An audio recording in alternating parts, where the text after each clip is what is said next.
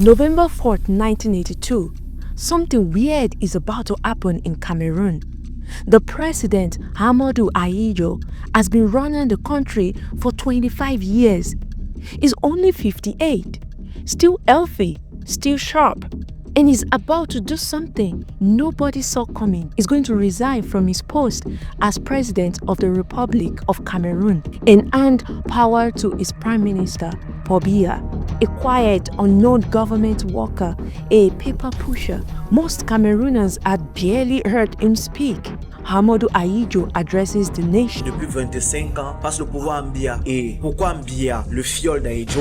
What happened next gets darker, because less than a year later, Biya accuses Ahidjo of plotting to assassinate him. The former president gets sentenced to death. Then, just a week after that sentence, there is a bloody coup attempt. Soldiers loyal to Ahidjo stormed the presidential palace. Estimates range from 71 dead to over 1,000. But this story doesn't start there. You see, among French African colonies, Cameroon shed the most blood to reach independence. This is how Cameroon became a dictatorship for 62 years. Presidents manufactured by France, freedom fighters exterminated, heads displayed on spikes in village squares. A war that killed hundreds of thousands but was never called a war. A story France tried to bury. A story Cameroon tried to forget. The future Cameroon is a colonial invention.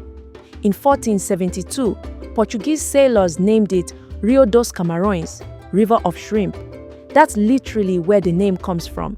Fast forward to 1884, the scramble for Africa is in full swing. Two local kings, King Dumbe Lobebel and King Aqua, signed the Germano-Douala Treaty with Germany. They signed everything over, the whole country, all the rights.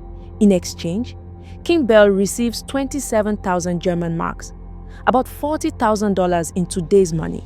An entire country sold for what amounts to a few years' salary. The Germans establish plantations, build ports, extract resources, and crush any resistance.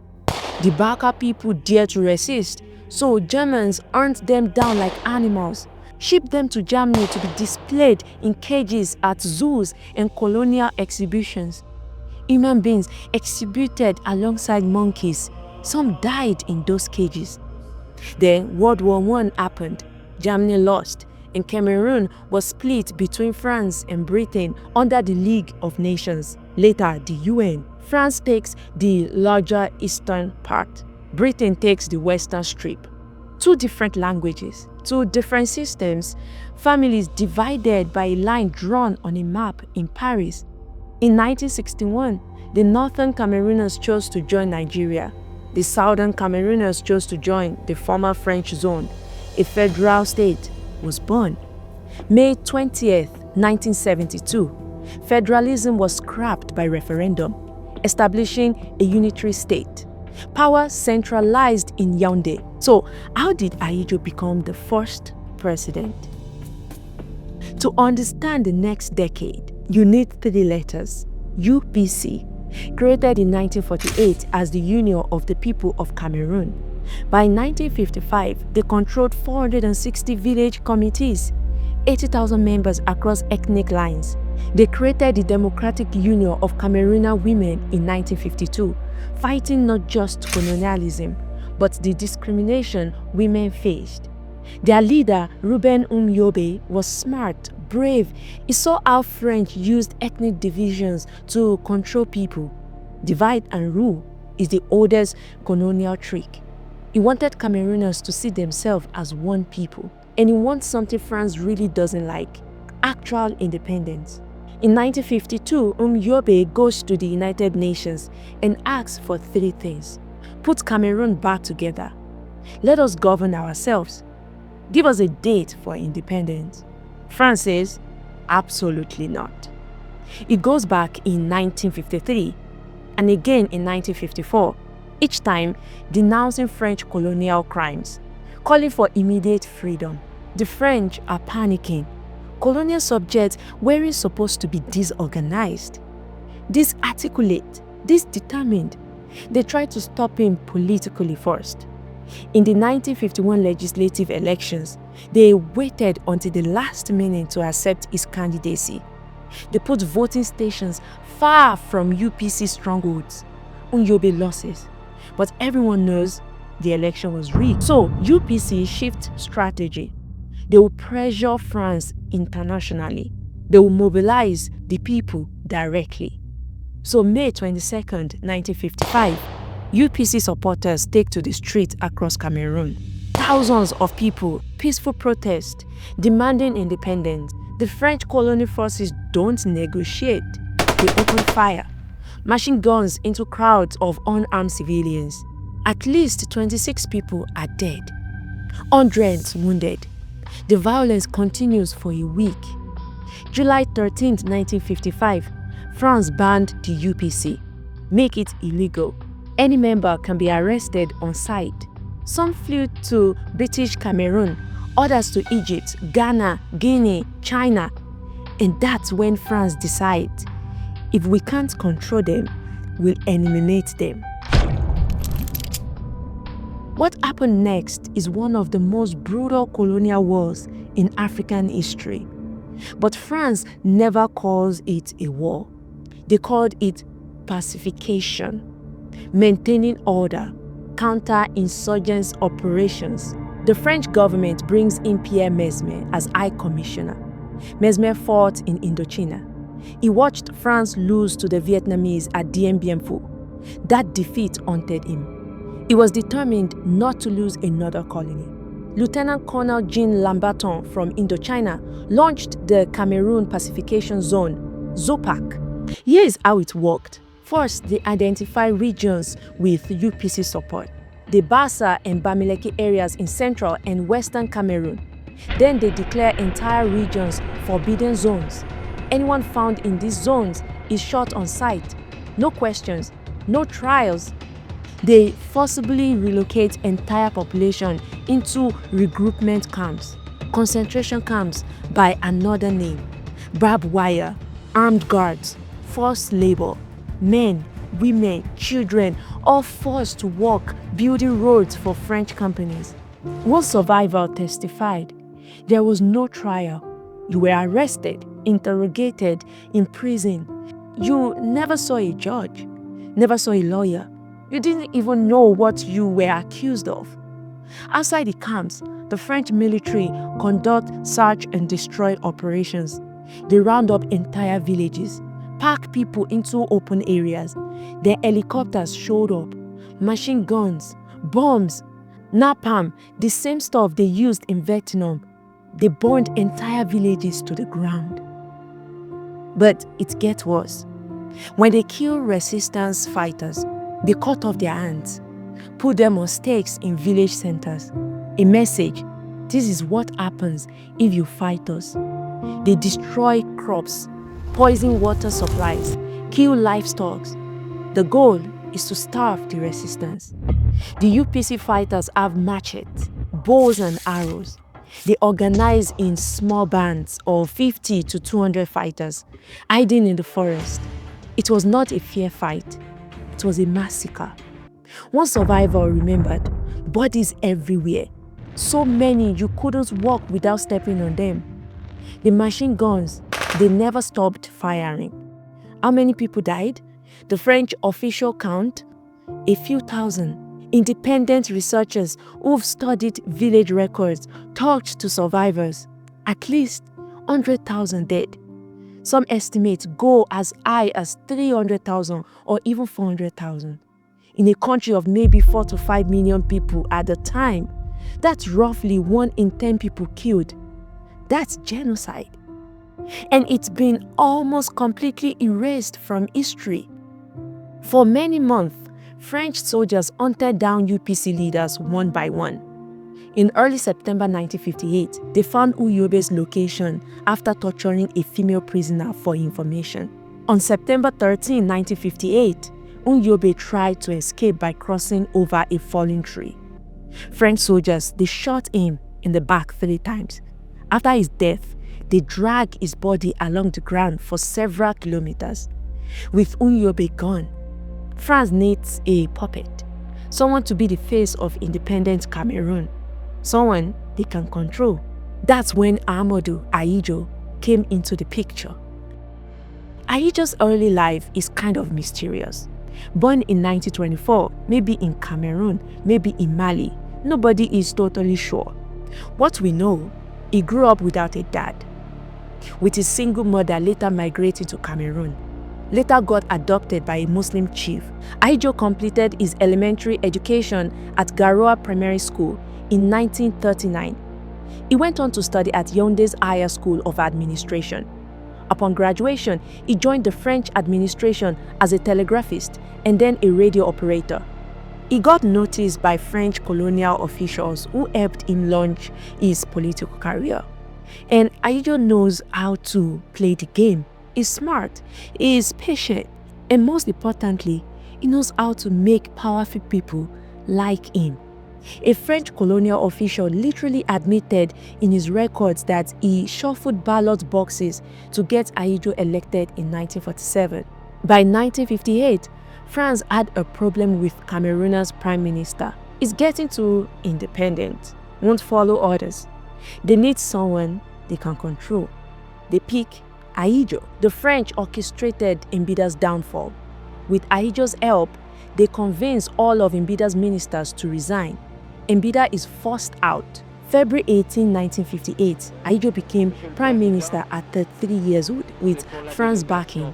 Paris made Ahidjo sign a series of cooperation agreements. January 1st, 1960, Cameroon gained independence. May 5th, 1960, Ahidjo wins the presidential election and becomes the first president of the Republic of Cameroon, an independence he never fought for. Independence in France was all theater. France controlled the military, controlled the money, controlled the economy. French advisors are in every ministry telling Camerooners officials what to do. It's colonialism with a different name. The surviving UPC leader see right through it. They called Ahidjo what he is, a puppet. And Ahidjo, he hunts them down one by one. Now it was Ahidjo's Cameroonian forces, advised by the French military, hunting down the remaining UPC fighters. The method, the same brutal tactics: mass arrest, torture, execution. October 1960, Geneva, Dr. Félix Momier, UPC leader in exile, sits down for dinner. French agents poison him. He dies slowly, painfully. March 1966, another UPC fighter, Osende Afana, gets cornered in the forest. He loses his glasses during the chase, can barely see, gets captured. They kill him, cut off his head, fly it by helicopter to Yaoundé. Why? So President Ahidjo can personally look at it. By 1970, only one UPC member was still fighting, Ernest Ouandié. He's been hiding in the forest for years, running, surviving. August 1970, they finally catch him. They take him to a place called Nkondengi. It's run by Jean Fauchive, basically Ahidjo's personal torturer. Ouandié gets a trial, but it's just for show. The verdict is decided before it starts. Some lawyers want to defend him. One of them is François Mitterrand, who will later become president of France. Ahidjo blocks their visas, won't even let them in the country. January 15, 1971. Public square in Bafoussam. A crowd is forced to watch. Ernest Ouandié and two other fighters are tied to posts. Gunshots. And just like that, the resistance is over. Everyone who wanted real independence is dead. Ahidjo has won. Is untouchable now.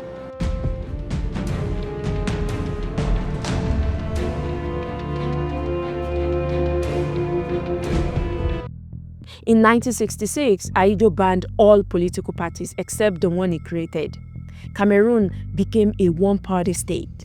If you are not in the UNC, you are illegal. The constitution was rewritten to centralize all power in his hands. He controlled the military, the government, even who could run for office. Democracy was there.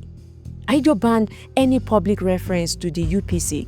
He banned mention of Nyobe, banned discussion of the war. Teachers couldn't teach it. Journalists couldn't write about it. Citizens couldn't talk about it. An entire genocide was being erased in real time. Mass graves were left unmarked. No memories, no recognition, just silence. Musicians were encouraged to write patriotic songs praising Ahidjo as the father of the nation. Any criticism of politicians was essentially forbidden. The country became a police state where your neighbor might report you for the wrong word.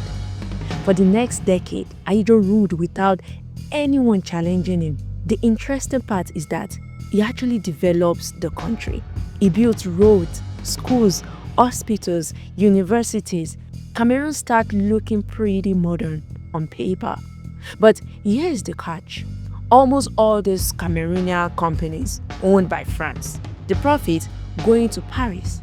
Ahidjo built, but France owned it all. In 1975, Ahidjo created a new position, Prime Minister, and he appointed Paul Biya. Now, let me tell you about Paul Biya. He was born February 13, 1933 in southern Cameroon, son of a Catholic teacher. He actually started studying to become a priest, but was expelled from seminary at 16. Brilliant student. Goes to France in 1950s, studies at the Institut des Hautes Études d'Outre-mer, literally the Institute for Advanced Overseas Studies, where France trains colonial administrators. Biya gets a degree in public law, returns to Cameroon in 1962 with outstanding credentials and a French wife. Is everything Ahidjo likes. Educated, francophone, loyal, quiet, no personal power base, no charisma, the perfect administrator. Biya rises through the bureaucracy. 1962, junior official. 1964, Director of Cabinet for Education. 1968, Secretary General of the Presidency. 1975, Prime Minister. But as Prime Minister, Biya has almost no real power. Ahidjo is both the head of state and the head of government. Biya just coordinates some economic department. Nobody sees him as Ahidjo's successor. But in 1971, Ahidjo pushed through a constitutional reform. If the president dies or resigns, the prime minister automatically becomes president. Ahidjo thinks Biya will be easy to control. He was wrong. In 1965, France had an election. Charles de Gaulle is running against François Mitterrand. Ahidjo loved de Gaulle, worships him, built his whole identity around serving him. Mitterrand is a socialist, an opponent, everything Ahidjo hates. In a moment of arrogance, Ahidjo makes a public statement. The day Mitterrand becomes president of France, he should ban me from entering. It's meant as a joke. Ahidjo assumes Mitterrand will never win. May 21st, 1981. François Mitterrand wins, is now president of France. He remembers exactly what Ahidjo said. Mitterrand makes it crystal clear. France no longer supports Ahidjo. In 1965, France had an election. Ahidjo sees what happened to other African leaders who lost France's support. They get overthrown, sometimes even killed. October 1982, Ahidjo travels to France. What happened during that trip is still unclear. But when he comes back to Cameroon, he makes phone calls. I'm resigning. Wait, what? Camerounais, mes chers compatriotes. November 4th, 1982, Ahidjo goes on national radio and drops the bomb. He's quitting. He claims it's for health reasons. Nobody believes that. He's 58 and perfectly healthy. But what he's supposed to say? France forced me out. But he can't. That would be humiliating for him. He names Paul Biya as the new president. Biya is 49, quiet, bookish, seems harmless. November 6, 1982, Paul Biya is sworn in as president of the National Assembly. Ahidjo watches from the audience. At first, nothing changed. Biya makes no decision without calling Ahidjo first. Every policy gets approved by the ex-president. Every appointment goes through him. Ahidjo still controls everything from behind the curtain. But then Biya's friends, mostly Southern intellectuals, started whispering, "Why are you taking orders from him? You are the president now. Act like it." And slowly, Biya started listening. The phone calls from Biya to Ahidjo get less frequent. Then they stop. One day, Ahidjo gets a letter. Not a phone call, a letter. Biya is demanding control of the party. Not asking, demanding. Ahidjo refuses. The party is his legacy, his power base. He's not giving it up. June 1983, Biya reshuffled the cabinet without consulting Ahidjo. Fires Sadu Daudu, Samuel Etundi, Victor Kanga, all Ahidjo loyalists, all northerners. Ahidjo is furious. August 22nd, 1983, Biya announces a plot against the state. Several officers were arrested, all northerners, all connected to Ahidjo. Ahidjo in France denies everything. February 27th, 1984, a military tribunal sentenced him to death in abstinence for plotting against state security. Ahmadou Ahidjo was sentenced to death by the country he ruled for 22 years. Then came April 6, 1984. Elements of the Republican Guard launched a coup attempt. Heavy fighting in Yaoundé. The presidential palace is under siege. Biya survives. The coup fails. But the death roll is horrific. Official numbers say 71 dead, but witnesses talk about hundreds, maybe over 1,000. When it's over, Biya uses the coup to remove anyone suspected of loyalty to Ahidjo. 35 Republican guards are executed, hundreds more in prison. Biya sentences Ahidjo to death a second time. The Cameroonian government seizes all of Ahidjo's property, freezes his bank account, and here is the ultimate humiliation. They revoke his Cameroonian citizenship. Ahmadou Ahidjo, first president of Cameroon, is now stateless. Senegal's president takes pity on him, gives him a Senegalese diplomatic passport. Ahidjo lived his final years in Dakar, in an apartment he had bought years earlier for his wife. November 30th, 1989, Ahmadou Ahidjo died of a heart attack. He's 65 years old. He's buried in Dakar, the largest Muslim cemetery in the city. His body has never been returned to Cameroon. 1991, Cameroon passes a law saying Ahidjo's reputation is restored. He's officially rehabilitated, but his body is still in Senegal. Paul Biya has never, not for once in 34 years, suggested bringing him home. Even in death, Ahidjo is denied his homeland. Between 100,000 and 400,000 people died fighting for Cameroon's freedom. Ahmadou Ahidjo helped kill them. Then he erased them from history. He built a country on corpses and called it progress. Served France while calling it independence. Created a dictatorship that outlived him. Paul Biya is still president, 43 years and counting. This didn't start with him. This system was built by Ahidjo, installed by France to crush the people who wanted real freedom. The terrible history of Cameroon is about how colonial powers maintained control even after the flags came down. Prophet murdered. Puppet installed. A struggle for freedom drowned in blood. The people who died in those forests, in those camps, in those executions, the hundreds of thousands whose name we never know, they deserved better. They still do. This is their story. The one France tried to bury. The one Cameroon was forced to forget. Thank you so much for watching. Please share this video with a friend. I've got another video showing on your screen right now. Go check it out. I hope to see you there soon. Have a wonderful one.